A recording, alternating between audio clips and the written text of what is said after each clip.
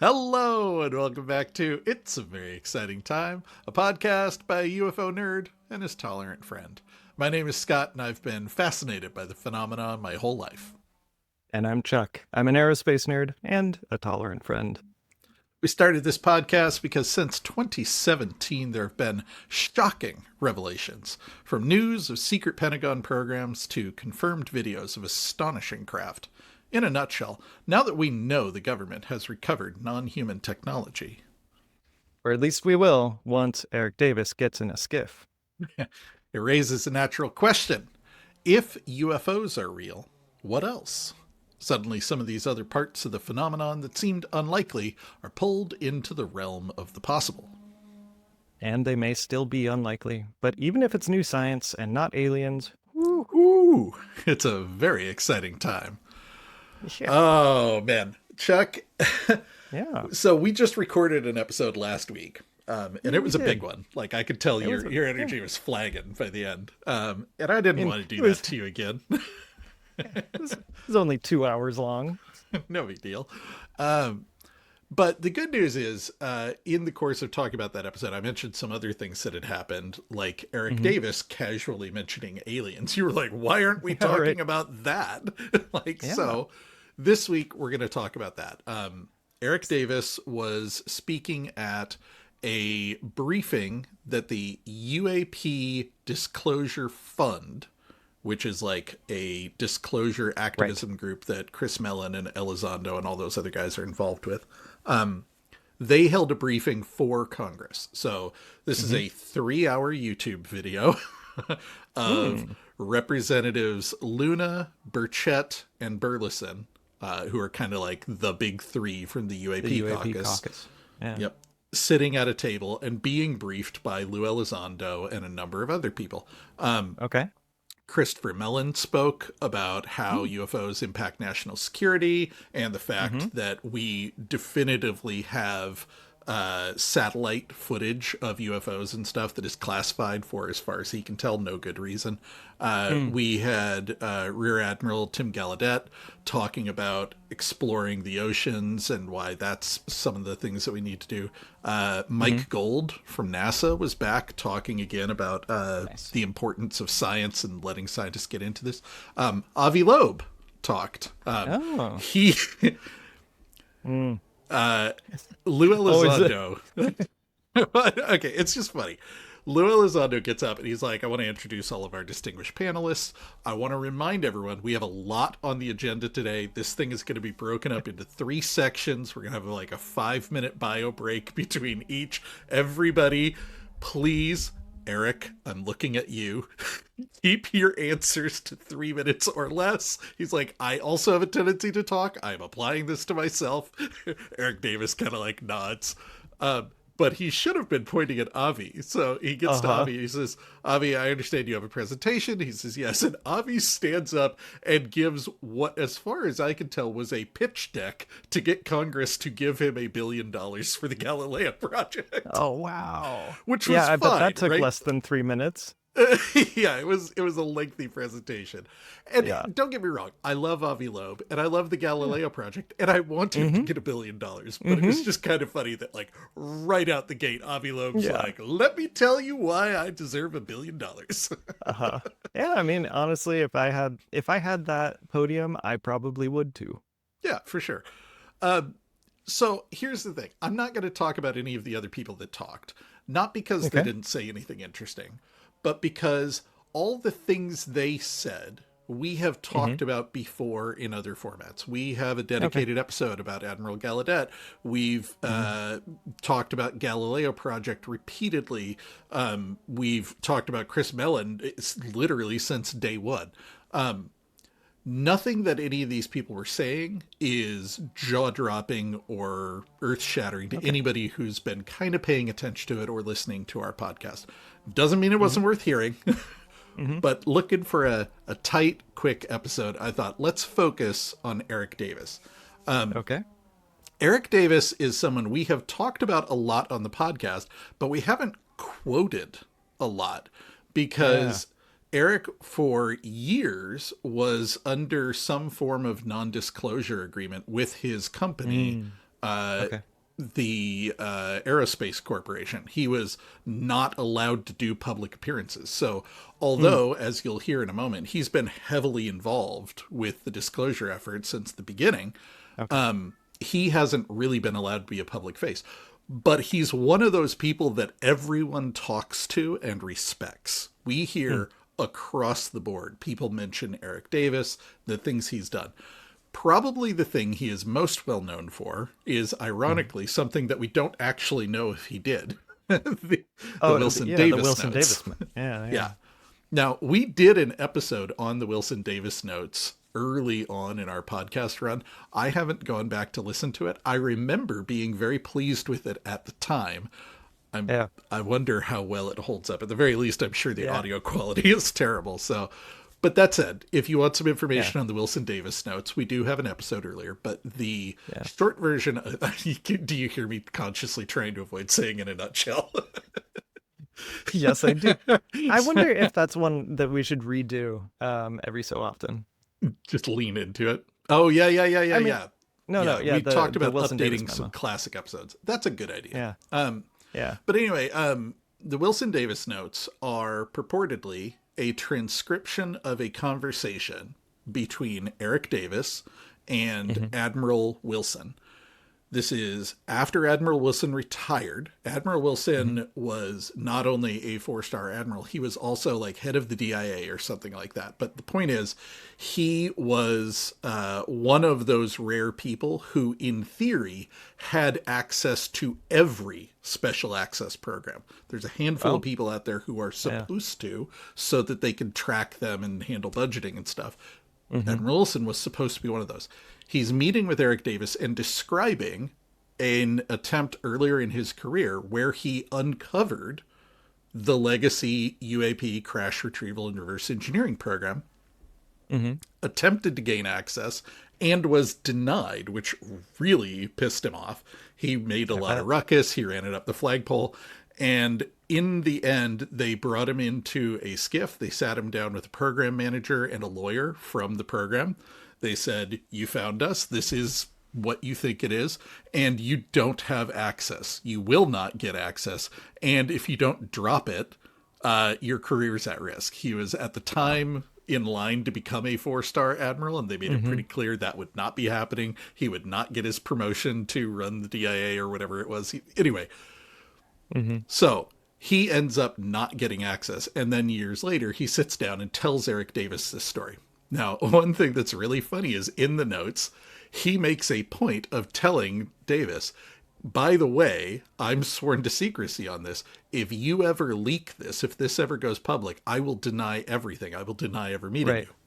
Well, years later, the notes did go public, not via Eric Davis, but Eric Davis worked with astronaut Edgar Mitchell as part of NIDS, which we'll talk about in a minute. And when Edgar Mitchell, an Apollo astronaut, died, his papers went out to the community. He was very interested in UFOs, and one of the papers was the Eric Davis notes. So they leaked. And somebody went to Admiral Wilson. He's like, I don't know that man, and I never met with him. And just Eric, like he said. Right. And Eric Davis, every time anybody asks him about it, does not deny that he wrote it, but will not confirm it either. He gets very cagey. But over the years, he has walked up to the line of confirming it over and over. And he does it again here today, where he says, I spoke to a 3-star admiral who tried to get access to the program and couldn't, it seems pretty clear at this point that he wrote it, but it's one of these funny things that technically the thing Eric Davis is most famous for is something we can't actually say for sure that he did. It's probably why he's most famous for it. Yeah. Now, something that I think is very funny about this, Chuck is ADHD. My wife is ADHD. There's a certain cadence to the way an ADHD person speaks unscripted. Kind of ping-ponging from idea to a flow. Exactly. And sometimes there are dead ends. There are branches that don't get pursued, ideas that get mentioned. Things happen, right? Eric Davis, I don't know if he's ADHD, but he sure speaks like someone with ADHD. he gets asked a question and he's off like a rocket, man. And he's Yeah. telling you a story, and Mm-hmm. you'll realize 3 minutes into him talking that he has completely lost the question that was asked. Yeah. A Yeah. couple of Is times, Lou Elizondo asks him a question. He talks for several minutes, and then he goes, "So to get back to the question that Lou asked me," and you realize he Exactly. wasn't answering it at all. I do that all the time. Yeah. Yeah. Okay. So Cool. the reason I mentioned that is it was funny to listen to him talk, but there are several points in my notes where I have quotes from Eric Davis where Chuck highlighted something like, "What is this? This doesn't go anywhere. What is this word? Did he mean to say this?" I'm like, "I don't know, man. That's what he said." Mm-hmm. Is it what he meant? Who knows? But Who that's knows? what he Yeah. said. Okay. Cool. So let's kick this off with Lou Elizondo's introduction. Elizondo is up at the podium. He says, "Dr. Eric Davis is not only a colleague, but a friend, and in some cases, even a mentor. He is a theoretical and applied physicist, senior science advisor at Earth Tech, former researcher at the Aerospace Corporation. He was one of our senior scientists during my tenure at ATIP and OSAP as well. He was one of our chief scientists. And by the way, he was also part of other legacy efforts before that, working with elements of the U.S. government. And I think what you're going to hear him have to say today is going to be very, very compelling." So I made a noise. Davis worked at ATIP and OSAP? Yeah. Now, I believe we first heard that in Lou's book. Lou mentioned that in addition to Jay Stratton and a bunch of the other big names, he also worked with Hal Puthoff and Eric Davis. Hal Puthoff is a legendary scientist who specializes in what a lot of people would consider pseudoscience. He was involved in Project Stargate, remote viewing applications, psychic research. Eric Davis, of course, has always been involved with UFO stuff. Yeah. Okay, cool. So is he reputable? What kind of background does he have? Is he more on the Hal Puthoff side, or? A lot of the way that I approach these people is, how does everybody else think about them, right? And anybody who talks about Eric Davis holds him in very high regard. So I take that seriously. But that said, Davis gets up and introduces himself. He says, "I am an astrophysicist. My background is in advanced deep space and interstellar spaceflight, mostly faster than light propulsion through the use of general relativity theory and quantum field theory, as well as advanced nuclear propulsion like fission, fusion, and beamed energy propulsion, which I worked on as a principal investigator for the Air Force Research Lab at Edwards Air Force Base. I earned my doctorate in physics at the University of Arizona in '99, and I worked on 3 space missions in graduate school, the IRAS, the Infrared Astronomical Satellite Program, and 2 Voyager missions to the outer planets. So I've got quite a broad background."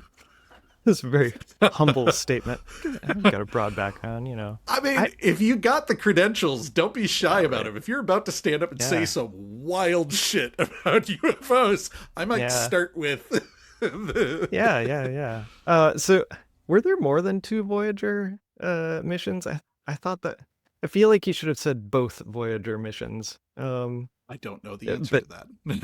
Yeah, You are our like aerospace nerd. I know, right?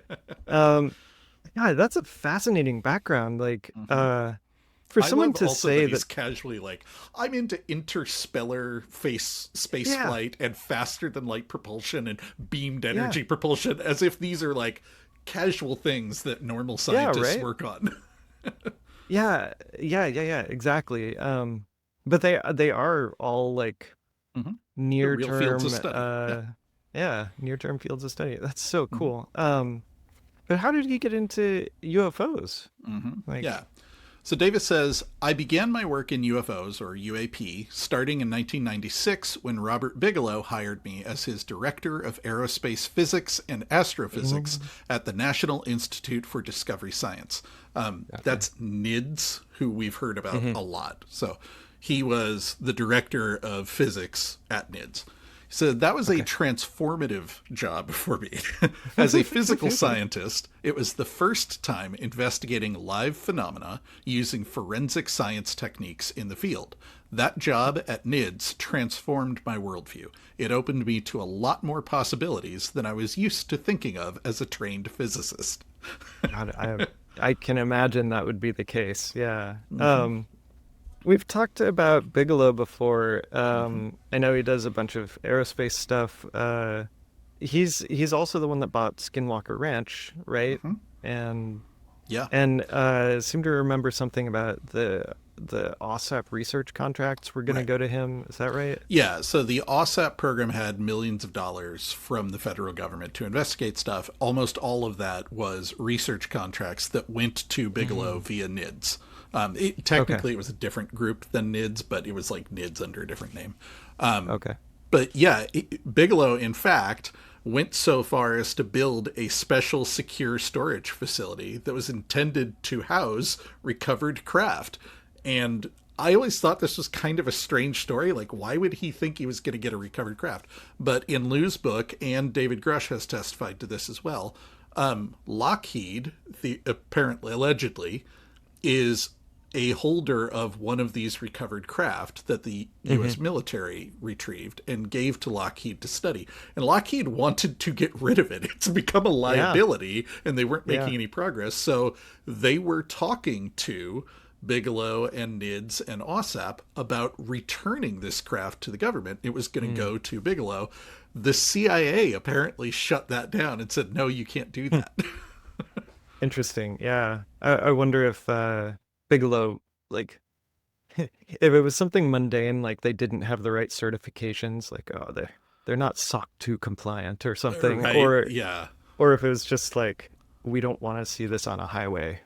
Like, yeah, the impression I always got was it was more like the CIA putting a stop to other elements in the government who might be more open to disclosure, but we don't actually have any facts around why the CIA stopped it. So you might be right. It might just be a dumb paperwork issue, you know? That's funny. But the point is, yes, Bigelow and NIDS were neck deep in this UFO stuff from the mid-90s onwards, working closely with Lou Elizondo and others in the Pentagon. Okay. So Davis continues, he said, it was due to astronaut Ed Mitchell that I got onto the trail of looking for the retrieval of crashed or landed UAP craft. We should probably do an episode about Ed Mitchell, by the way. The guy is fascinating. Let's do it. A bunch of the early astronauts had, there's a term for it, like the overview effect or something, but like this like weird moment where you're looking down at the planet and you kind of feel your mind open and you feel very in touch with the planet and you feel like we have to do things to protect it. Some of them, that was a passing thing. Some of them, like Ed Mitchell, came home changed. Ed Mitchell went on to found an entire research institute that looks into psychic phenomena, and he has been studying all of this stuff right up until he died. And he was involved with NIDS and with UFOs and was working with Eric Davis.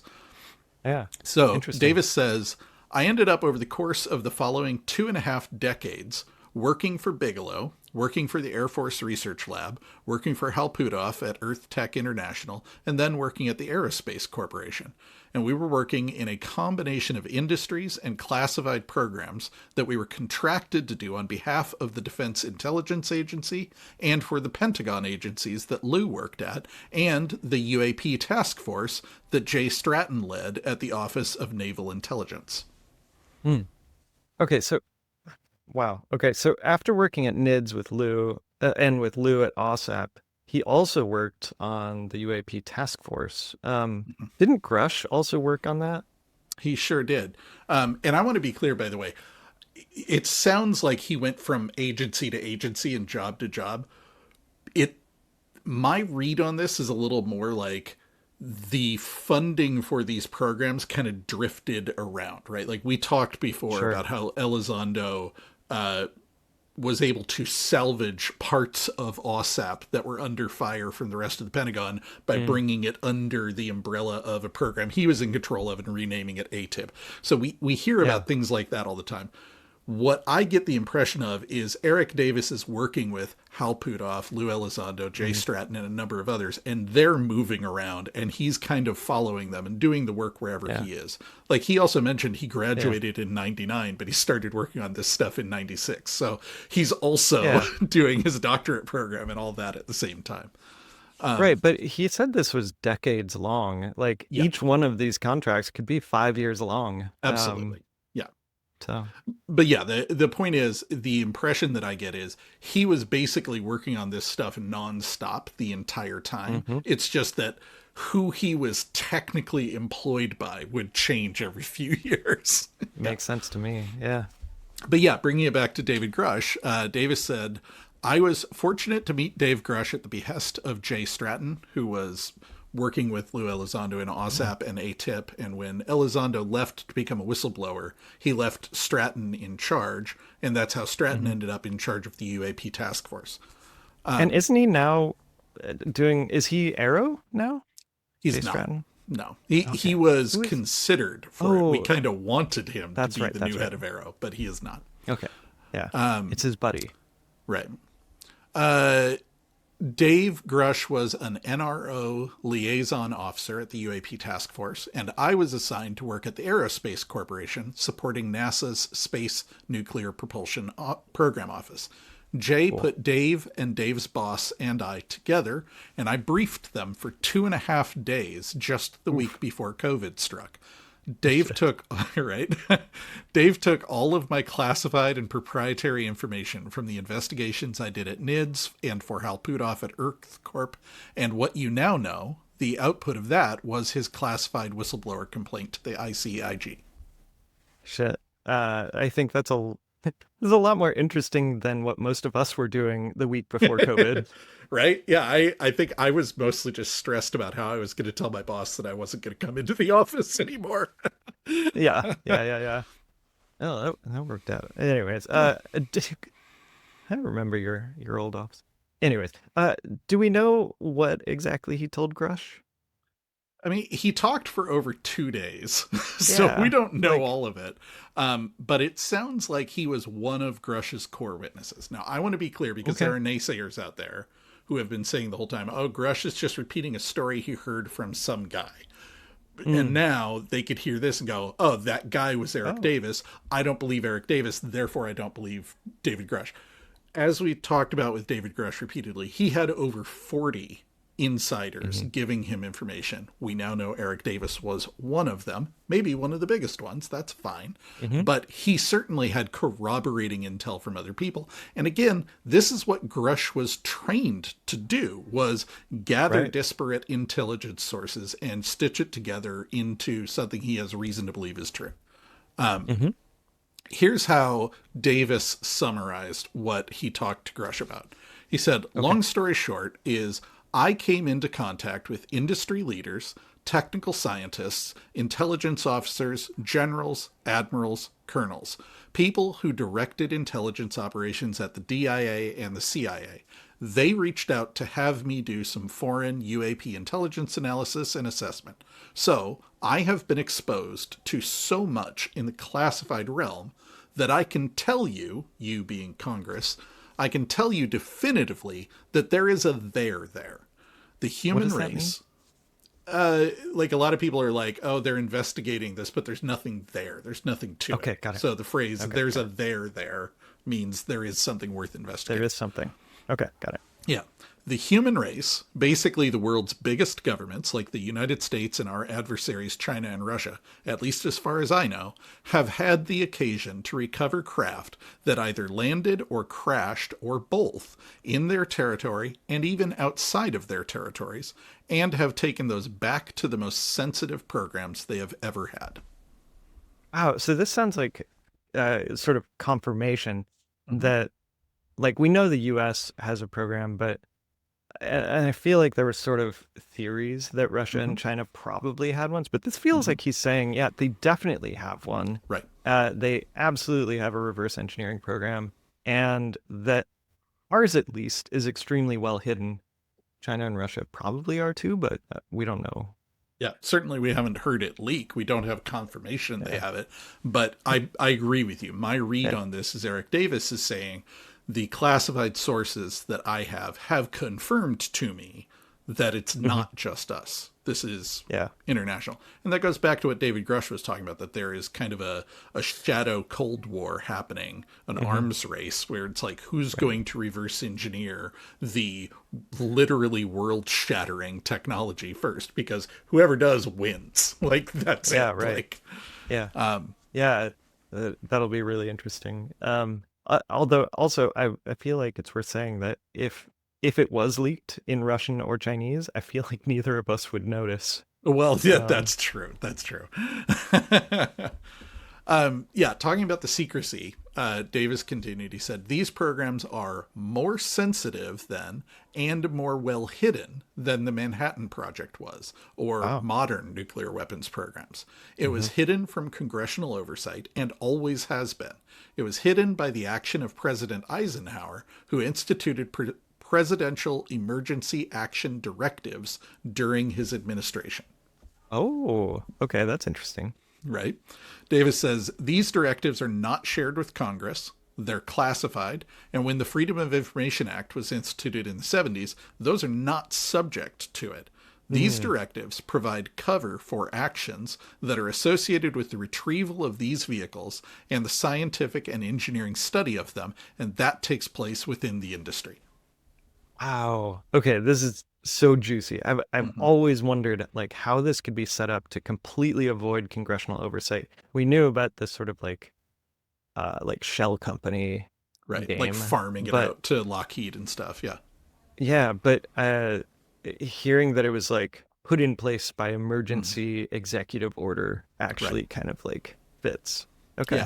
Yeah. And this is an idea we've heard about from a few people now. The idea that the Mm-hmm. entire secrecy apparatus, which is in theory illegal, Congress is meant to Sure, have yeah. oversight over the executive, in they justify themselves via this Eisenhower era presidential directive. Now, I'm not a congressional scholar. I would love to hear from somebody who knows about legal stuff whether Mm-hmm. that's legit or not. For example, right now, the Trump admin is going ham on executive Yeah. orders, but those are not strictly speaking laws. They're just Mm-hmm. notes from the president telling people how he wants things to go, with the Mm-hmm. assumption that they will follow his guidance. Congress could, in theory, push back on that stuff. But as we've seen, that gets And have. tricky. Like, how enforceable and legal is an executive order, and is a presidential emergency action directive more legally grounded than an executive order? I don't know the answers to Yeah. any of this stuff. Yeah, yeah, yeah. And you're right. Like, the Supreme Court just said some of those executive orders are illegal and Right. didn't change anything. Yeah, So but maybe I don't this know. is Very different. interesting. Maybe the Eisenhower thing Yeah. somehow is a different thing than an executive order. I don't know, Yeah. but Yeah. definitely this idea that they they justify their secrecy and concealing Hmm. it from Congress via this theoretical directive from the Eisenhower administration. Yeah, that's interesting. Okay. Wait, so he mentioned the within the industry. Hmm. Is he talking about those like shell corps or defense contractors or like what's he talking about there? Yeah, he gets a little more into detail with that. Davis Okay. says what happens is the Department of Defense offices, CIA offices, they create shell companies. They give a sole source contract to the shell company, who then passes the money to a select group of defense industry firms. And those firms will take that contract money and turn it around and use it as internal R&D funds, which they give to their own employees to do reverse engineering and analysis and study of these recovered vehicles. So this avoids all congressional oversight, and it avoids any debate. It's one of the most clever techniques used to hide it. Oh, that's yeah. So a lot of folks wouldn't know this, but there was a deep dive report at DEF CON this year about the FBI doing exactly this with a company called Anom. They created Mm-hmm. a company called Anom to provide secure phones, I'm Mm-hmm. doing air quotes, to organize crime bosses all over the world. It got very popular with crime bosses, but um, All those unbeknownst phones to had everyone. backdoors. Yeah, unbeknownst to literally everyone at that company except one person. Oh, shit. Um, the company had no idea that they were actually cracked, and they also didn't know that the phones were literally coming from the FBI. Oh my Um, God. yeah, it was a crazy. It's a fascinating story. You should definitely watch it. It's Yeah. DEFCON 32. And, I mean, this tracks with what we've heard about how this stuff is hidden from Mm-hmm. Congress and from other whistleblowers. Like this idea of using legal shenanigans to put things where Congress technically doesn't have a right to look at it, Mm-hmm.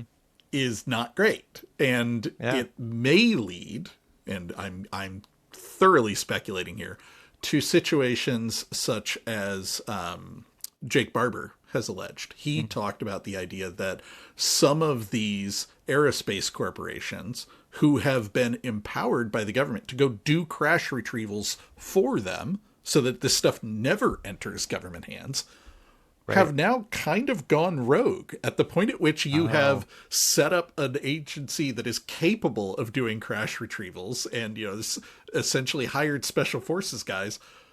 Why involve the government anymore? Now we don't know that, but that is one of the things that Jake Barber was alleging. And that kind of comes, if that's true, it kind of comes out of this idea of let's bring it out of government. Hey, guess what? This is backfired. And now nobody has insight and knows what's happening because it's not happening within the realm of government oversight. Yeah, that's a really interesting point. I had not thought about the idea of a program escaping. Right. But yeah. How would you even know? So, Yeah. Okay, but the thing is, the FBI, the Anom thing, took like years, literal Right. years of digging and investigation. Like, do we know?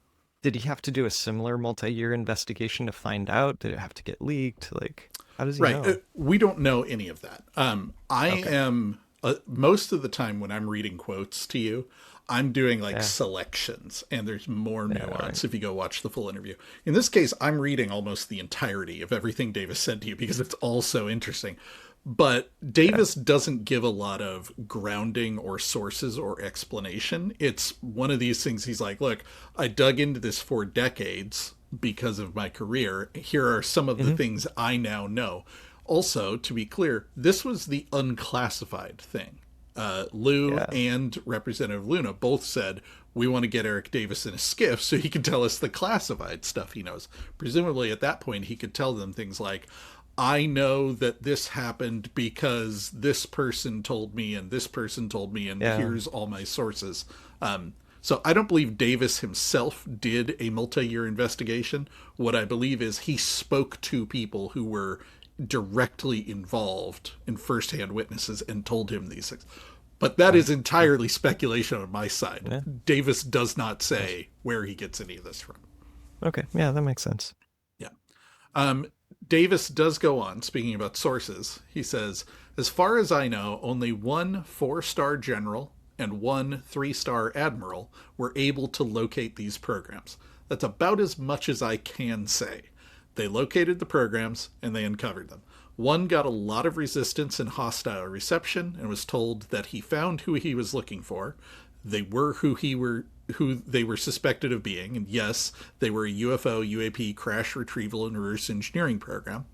The other one had a lot more political power behind him because of his stature as a 4-star general, and he was able to get into the program.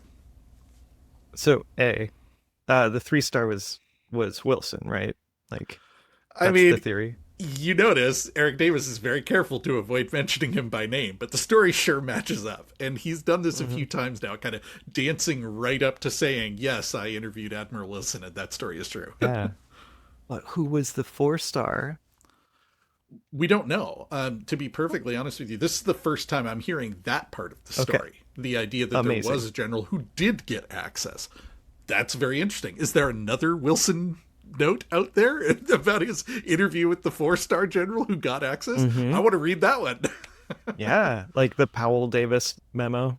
Yeah, something, right? That'd be awesome. Okay. Davis says, so we have had this program going on in various guises and various code names. This is really interesting, I think. He said code names change roughly every 3 years. That's fascinating, right? Because code Yeah. names do leak every now and then. So is Yeah, this right. just an internal safety mechanism, like to avoid any leak doing too much damage? You just rotate code names automatically every 3 years. Or is Um, it because of like floating, just mhm.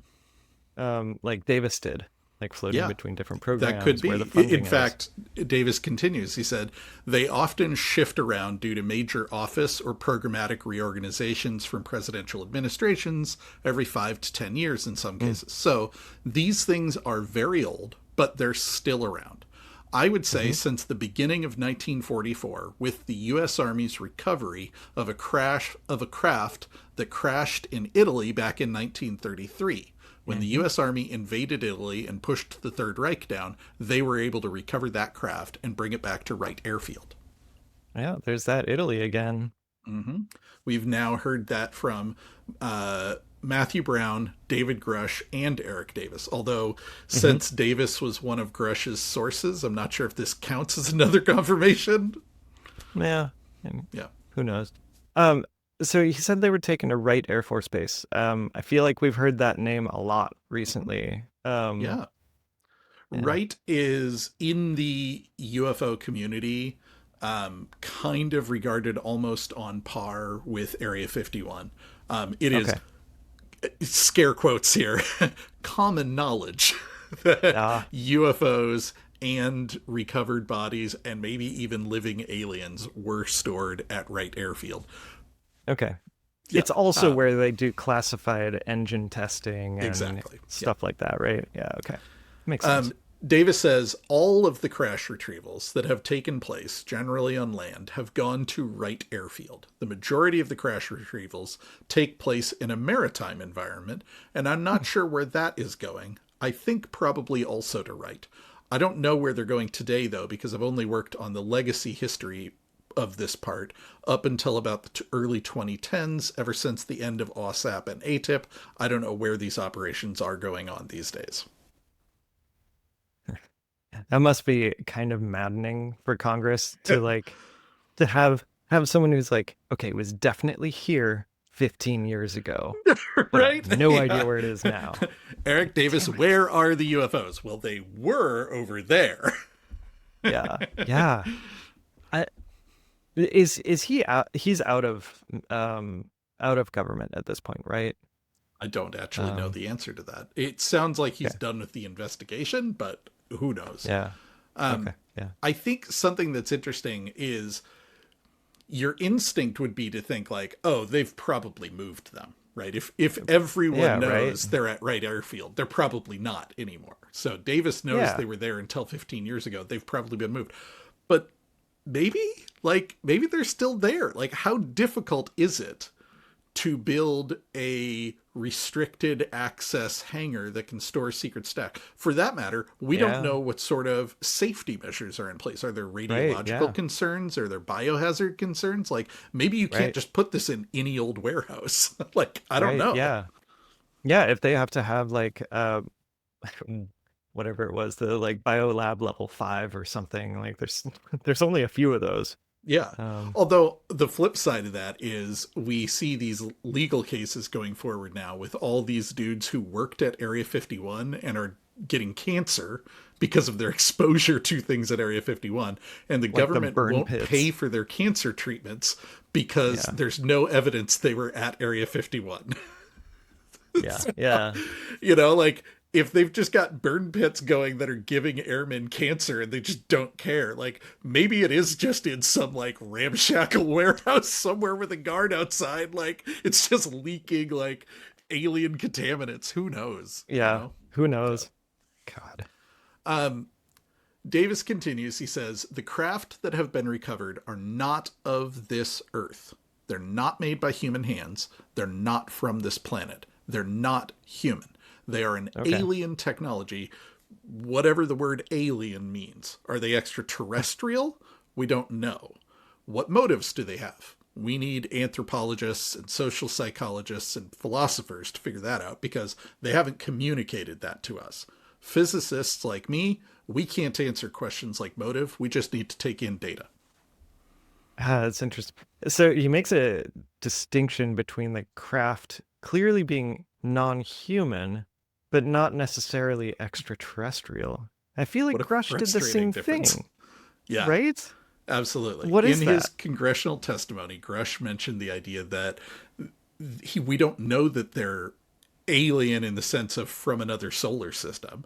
Maybe they're extra dimensional. Another possibility that's been floated is they could be us, Earthlings, from the future. So Okay. they're not human anymore. They've evolved into something different, but they're not alien either, you know? So I don't know if this is Davis saying that he knows anything. And I think Grusch was careful to make the same point. He's trying to be clear that non-human doesn't necessarily mean they're from Alpha Centauri or whatever. It just Right, means whatever we are, they're different. Where are they from? Yeah. We don't know. I feel like we're gonna find out that it's like every single one of those Star Trek episodes that has like a crossover riff to the dark timeline. Oh, for sure. For sure. Yeah. Yeah. We'll know when they come out and they all have goatees. Yeah, that's right. And dark underpants or whatever Right. whatever the meme of the year is. So, okay, if he's not prepared to say that the craft are extraterrestrial, but they are non-human, I guess. What makes him confident? Yeah. What makes him confident in the answer? Like, is it exotic materials, or is it like a cool welding technique, or like what is it? You're gonna love this part.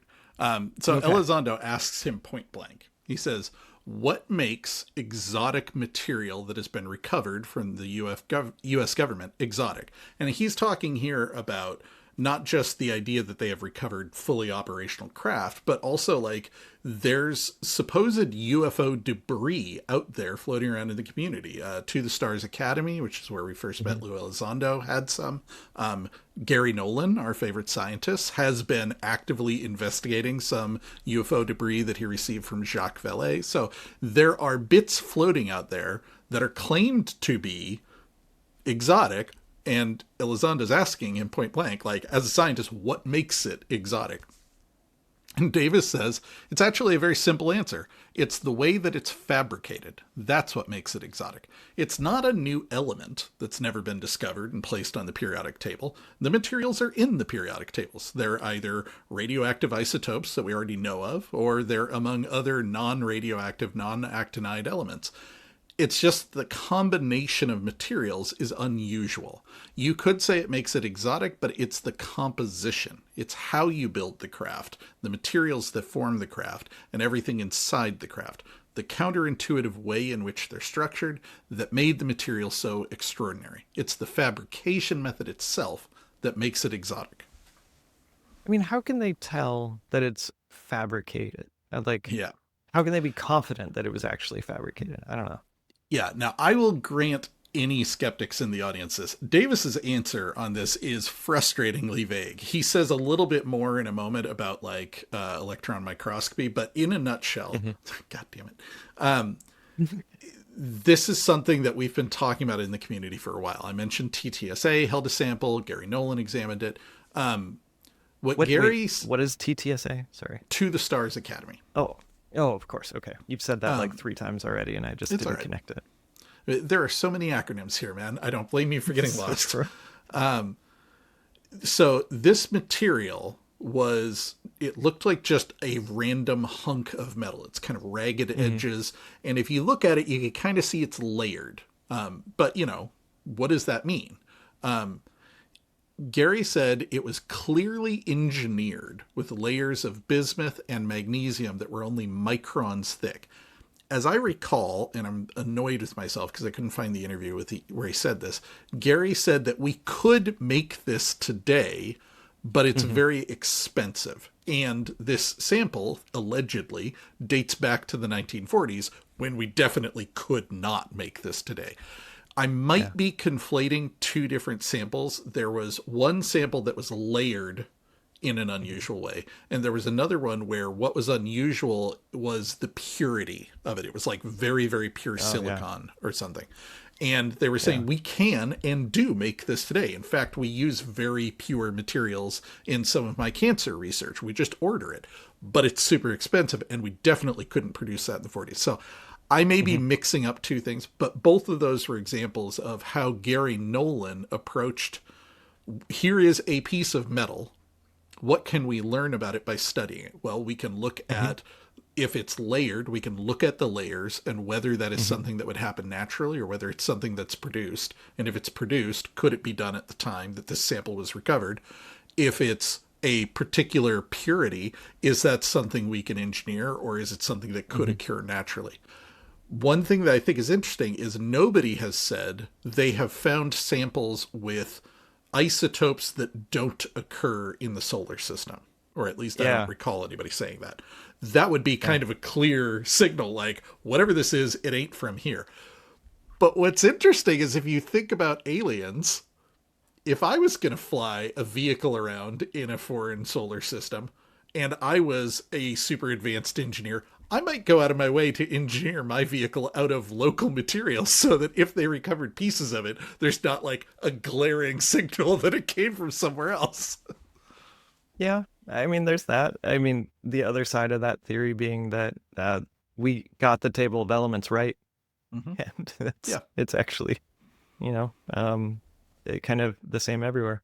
So yeah, like, yeah, from what I understand of material science, we can create layered things like that through like PVD and whatnot. But yeah, I think I don't know how current that is. And I am inclined to trust Gary Nolan.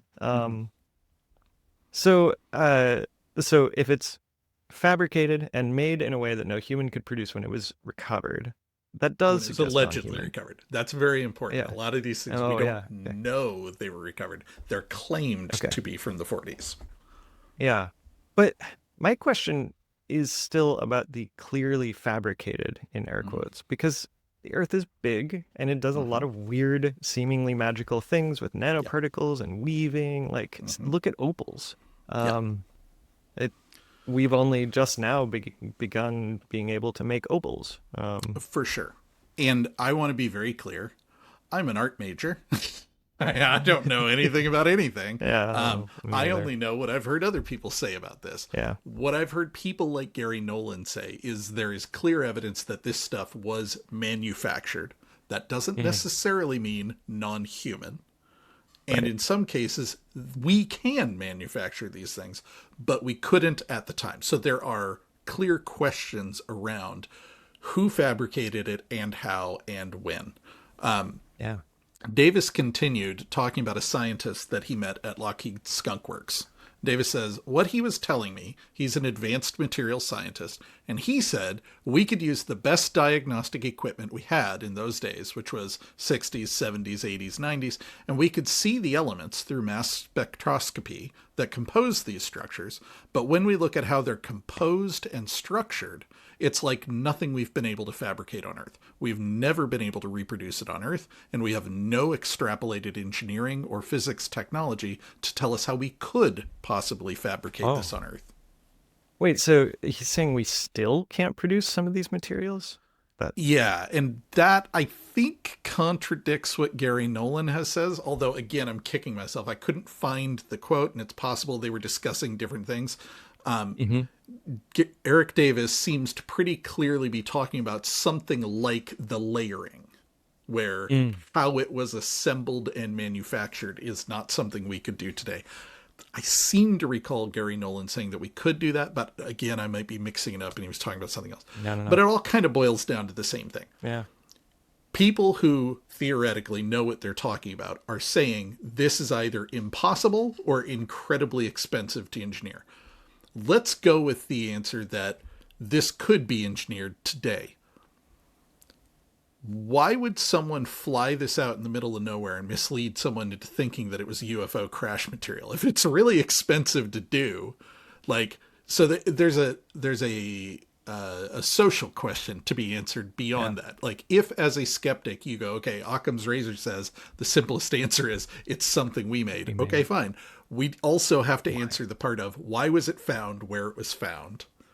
Who did that? Going back to the idea of like last week's episode, could the Luis Elizondo slide deck have been a joke someone was playing on Matthew Brown? Maybe. It's a weird joke.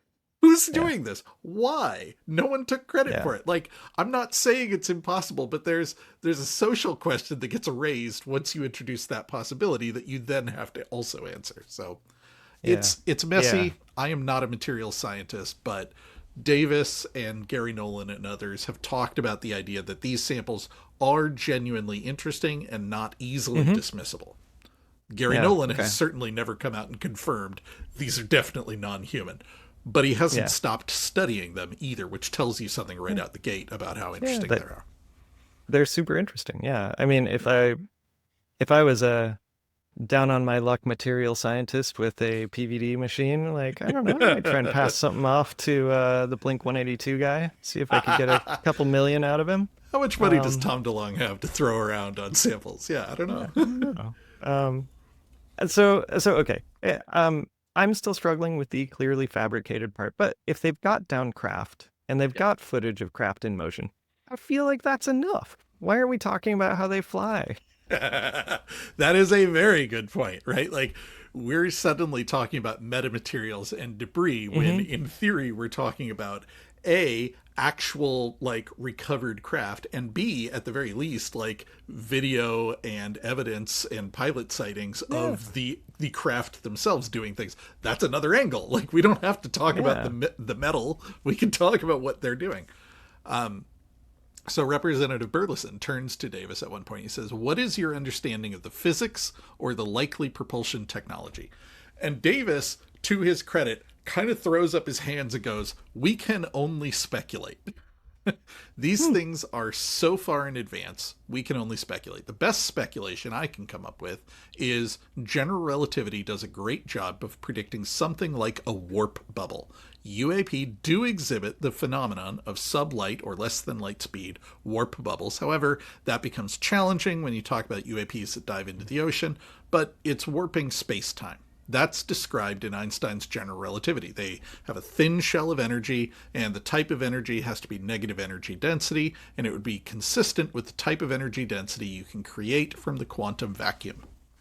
Yeah, okay. So, sounds a little bit like the Alcubierre drive. But I wonder, I want to know how the aliens solved the problem of the particles inside that bubble continuing forward at accelerated speeds, causing massive destruction in that direction, or if the ship's coming from space, where it's in a vacuum. What happens when that vacuum happens underneath water, and you get a vacuum cavitation that causes implosions the size of nuclear explosions.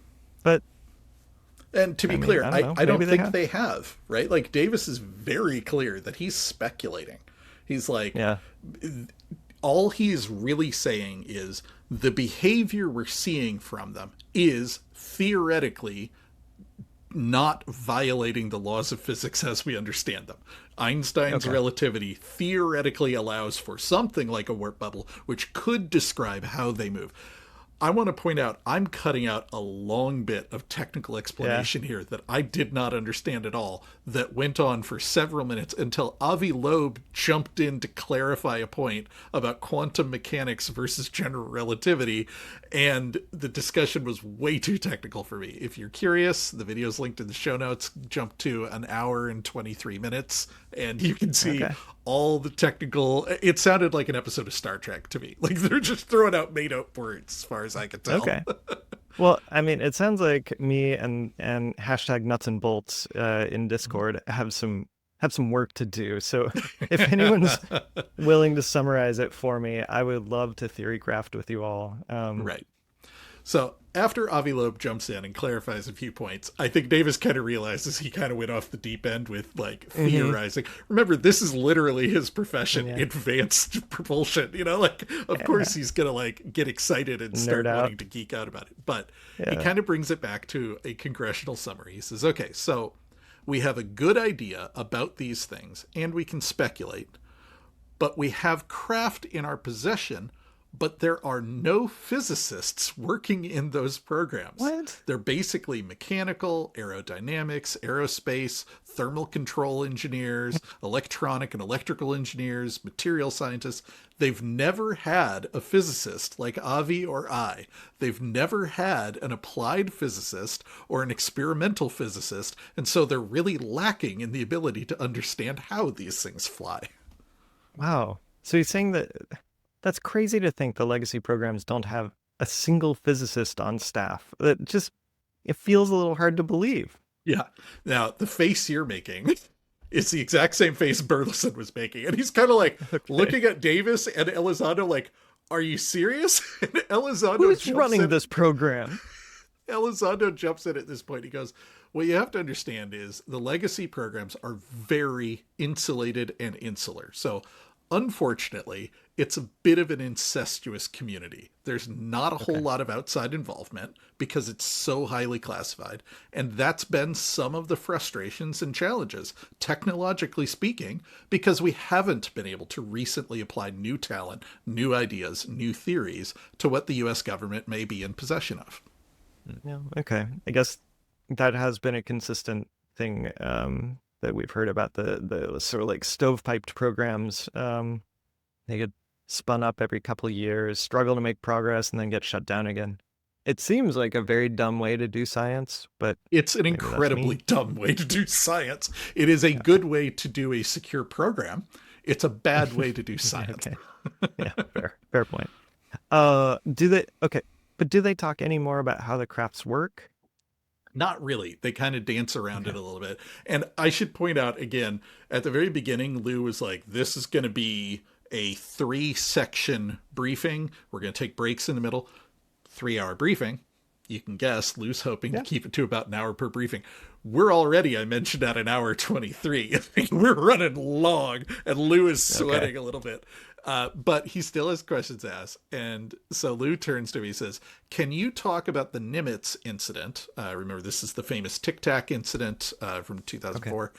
He said, and the calculations for that object to go from 80,000 feet within less than a second to 50 feet over the water. What type of energy requirements are we talking about?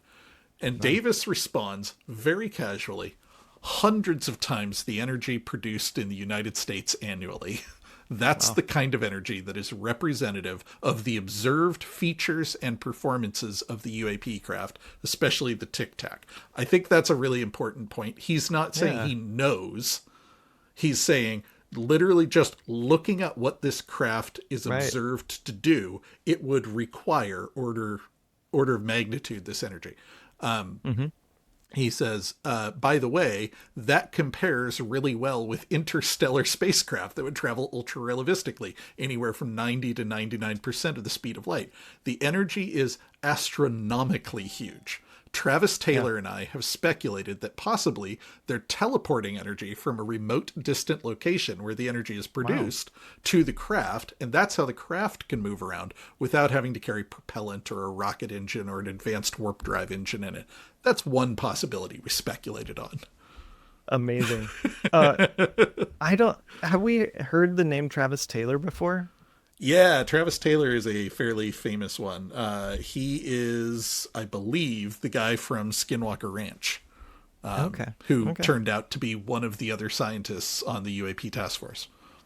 Yeah. Okay. So I love when they speculate about stuff like the astronomical amount of energy it would take to perform this kind of maneuver. So like I kind of went nerd down on that. And so like getting from 80,000 foot to 50 feet in 1 second is 24 kilometers per second.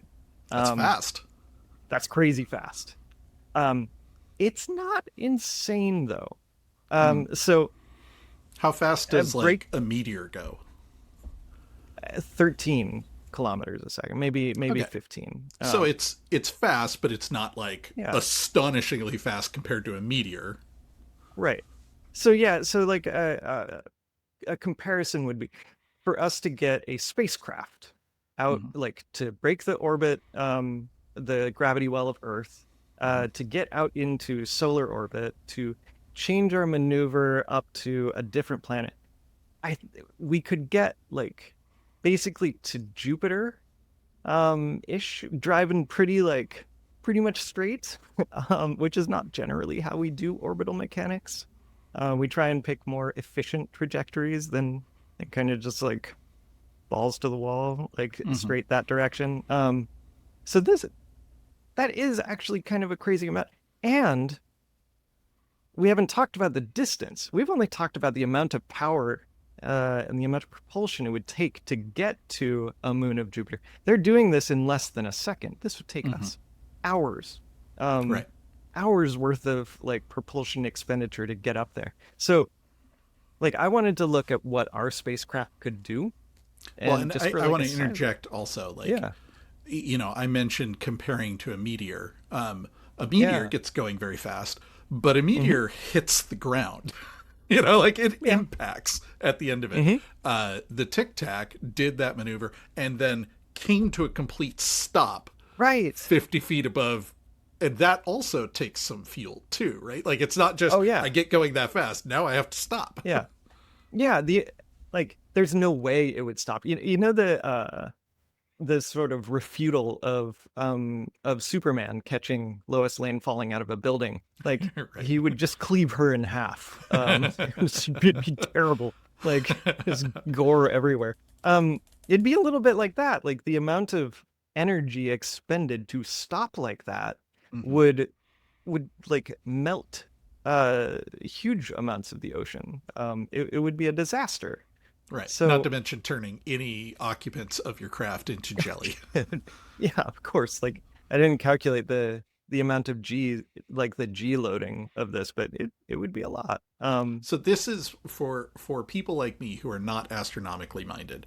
What I'm hearing you say is going 80,000 feet, 50 feet in 1 second is very, very fast, but it's Yeah, not like inconceivably fast. It's no, faster than maybe an it's asteroid, not. but it's not like, oh, that's impossible.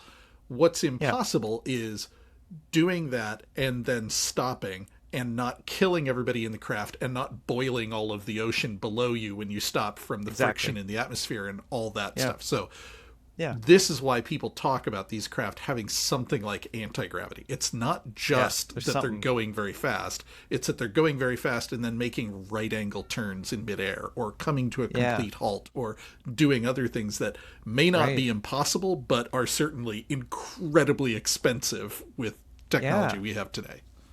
Yeah. So exactly the technology we have today. I tried to look up like Starship and Super Heavy and didn't get Hmm. very good numbers. But Saturn V, we do have good numbers. It had about 18 kilometers per second worth of propellant. Um, and we're talking about 24 kilometers per second worth of like energy. And the Saturn V is very large. Like, um, I don't think the Tic Tac is that big. No, I it's don't. not. Yeah. So I don't know. It's not insane, but Hmm. it's not like physics breakingly insane, but it's also significant Yeah, yeah. and not something we could do. Yeah. Well, and this gets back to the whole idea of why there's five observables, right? If you see a Yeah. blinking light in the sky and it seems to be going very fast, that doesn't mean anything. In fact, it is almost certainly a satellite or a plane. Right. If you see it going very fast in a straight line and then make a right angle turn, that's interesting. That's something. If you see it going very fast and then make a right angle turn and then disappear, that's Very interesting. If you interesting. see it appear out of nowhere, if you see it suddenly cross into the ocean without making a splash or a sonic Right. boom, if you see it, transverse into the Hmm. earth, like Lou had five observables for a reason. Any one observable, you could probably Occam's razor it away as being something else. Two or more observables, now we're talking. Here we Now we're have talking something an fun. incredibly fast speed and Yeah. a sudden stop with no control Right. surfaces, in a very small object that should not be able to produce anywhere near the Right. thrust that would be required to do this. Yeah. Yeah. Exactly. All right. We need to have a dedicated Chuck's Aerospace corner at some point because I didn't understand three-quarters of what you were saying to me, but that's what I'm taking Yeah. away from this. Yeah. Yeah. Yeah. Yeah. 5 observables are good. Yeah. So Burleson asked him a few more questions, and Davis continues. He says, look, I don't have the security clearances or need to know to get access to the technical details, but I have been made to understand that the craft are consistent in size with the Tic Tac, even double the size, which would be about 100 feet by 50 feet in diameter. Hang on. So I just mentioned Saturn V, and for perspective, that was 100 by 50. Saturn V was 363 feet long and 33 feet in diameter. I know that sounds it sounds a lot bigger. Yeah. But it's actually not that much bigger, which is kind of surprising to me. If you do the volume calculation of a cylinder, it's about 63% the size of a Saturn V. So this and remember, that was actually like a lot a double-sized Tic Tac. The Tic Tac would be 50 by 20. Yeah. Oh. Yeah. Oh, wow. Okay, so that's a lot smaller. Yeah, my understanding is the Tic Tac is like the size of a small bus or something like that. It's like an SUV flying around. But there are bigger versions, and that was one of the things Davis has mentioned. He also goes on to say the biggest ones that have been observed, especially that we investigated in mid-1999 involving Scott Air Force Base, that one was 600 feet long and roughly 100 feet tall. They don't have possession of craft like that. And I've been told the ones that they have possession of are usually the more man-scale ones. Jim Lekatsky, who was the program manager for OSAP, he described in his book, somebody went inside one of these craft and they couldn't recognize any propulsion or power devices or systems inside the craft. It was completely unusual. Whoa. That's so... I mean, holy shit, that craft is huge, but also, like, how come we haven't talked about this book? That sounds amazing. We have actually quoted this before. It's a weird quote. He's referring to a quote from a book that Lekatsky wrote with George Knapp. The title of the book is Inside the U.S. Government Covert UFO Program, Initial Revelations. The quote says, at the conclusion of a 2011 meeting in the Capitol building with a U.S. senator and an agency undersecretary, Lekatsky, the only one of this book's authors present, posed a question. He stated that the United States was in possession of a craft of unknown origin and had successfully gained access to its interior. This craft had a streamlined configuration suitable for aerodynamic flight, but no intakes, exhaust, wings, or control surfaces. In fact, it appeared not to have an engine, fuel tanks, or fuel. Lekatsky asked, what was the purpose of this craft? Was it a life support craft useful only for atmospheric re-entry, or what? If it was a spacecraft, how did it operate? Wait, okay, so I do remember this. I remember us joking about, like, them trying to find, like, a beeper button to open the door or something. Yeah, exactly. But is this the same one that he was saying was 600 feet long, or no? Or this was a man scale Davis version? was saying the 600 feet one was the largest one that he had heard of. And he made a point of saying they don't have those ones in their possession. They have the man scale version. So he's describing something like the Tic Tac, although the fact that they said it was aerodynamic implies it's not the Tic Tac. It's well, I guess a cylinder is kind of aerodynamic, but yeah, depends on what you want it to do. Okay. Yeah. All right. So Lekatsky ran OSAP, and he confirmed that the U.S. went inside a recovered UFO. Did this make any splash at all? It seems like it should make a splash. It made a bit of a splash, but it's a little frustrating because Lekatsky will not expand on this at all. Whenever anybody asks him about it, he says he can't say anything more than his Dopser allows. And the only thing he said is, what is in the book is an exact statement of the event that occurred in the congressional facility. So I think basically he's not allowed to talk about the craft or that they gained access, but there's some sort of loophole where he can talk about a question he asked in a congressional meeting. It's very weird, but he's not allowed to say a single word more than what's in the book. Smart. Okay. So Eric Davis has been talking to Congress. He says he briefed David Grusch for 2.5 days, which wild. It says we've been recovering UFOs since 1933 in Italy. It says the craft have exotic fabrication and perform maneuvers that would require hundreds of times more energy than the US produces. But I know you, and I know you save the best for last. What else? So, as you know, because I teased it earlier, he talked about aliens.